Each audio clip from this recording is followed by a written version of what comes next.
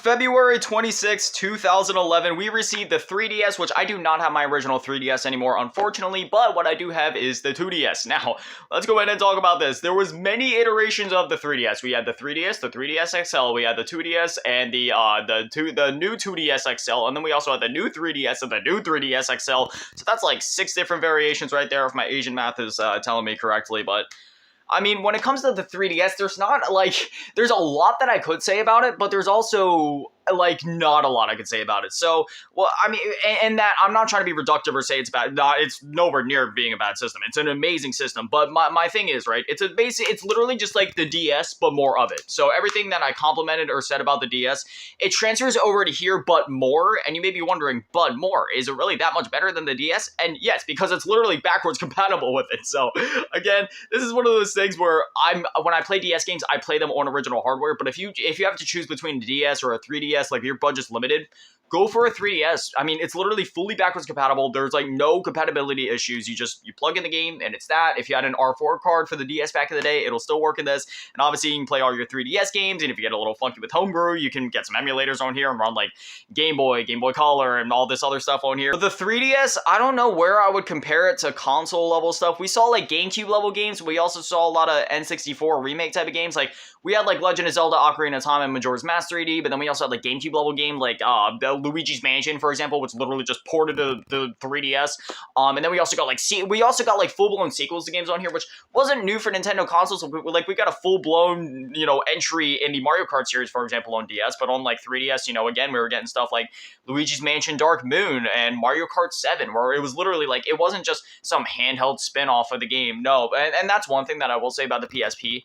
Rarely did we see like actually full numbered entries in like Sony's library, which also transfers over to the PS Vita, which we'll talk about next.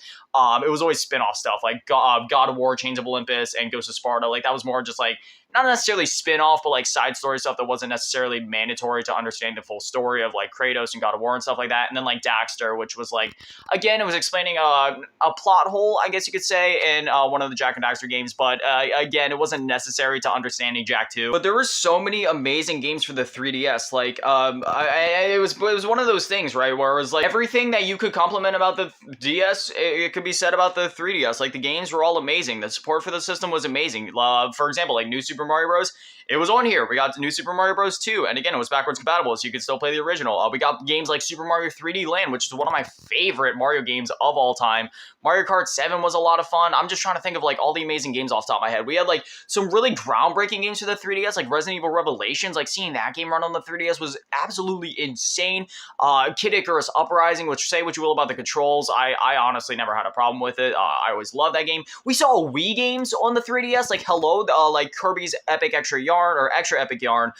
Donkey Kong Country Returns, again, literally a Wii game, but on 3DS, and some people would say that this is the definitive version due to the lack of waggle. I always have had, like, just a soft spot for the launch titles as well, like Pilot Wings Resort, for example, and like Street Fighter 4 and like Steel Diver. I always thought that those games were like just a lot of fun to play through. And again, it was one of those things where it's like, they were launch titles, so for a while that was like your only option or some of your only options. And other games like Asphalt 3D, I love games like that. And man, I don't know. And this system, again, was supported for so long, and it went beyond just like first-party Nintendo support. And again, let me just say, first-party Nintendo support was insane. There were so many amazing games on this console. I could literally sit here all day and, list them off, like Legend of Zelda, Link Between Worlds, Kirby Planet Robo-Buy. Like, it goes on and on. There were so many amazing games on here.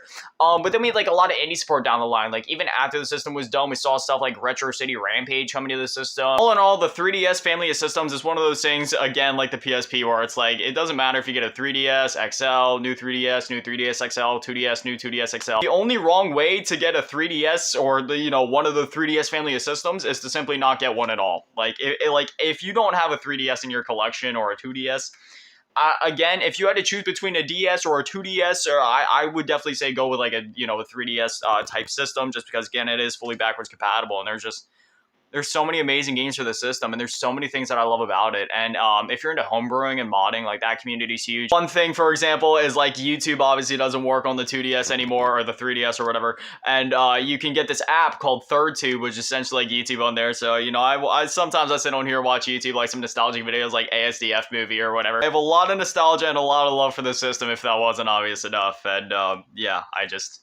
I hold my 2DS dearly. Just such an amazing system, and just yeah. Not to mention other things like Street Pass and being able to like record audio, which I know you can do that on the DSi technically, but I don't know, man. Being able to like mess with pictures and all the audio mess around stuff, and I don't know, man, that was something else.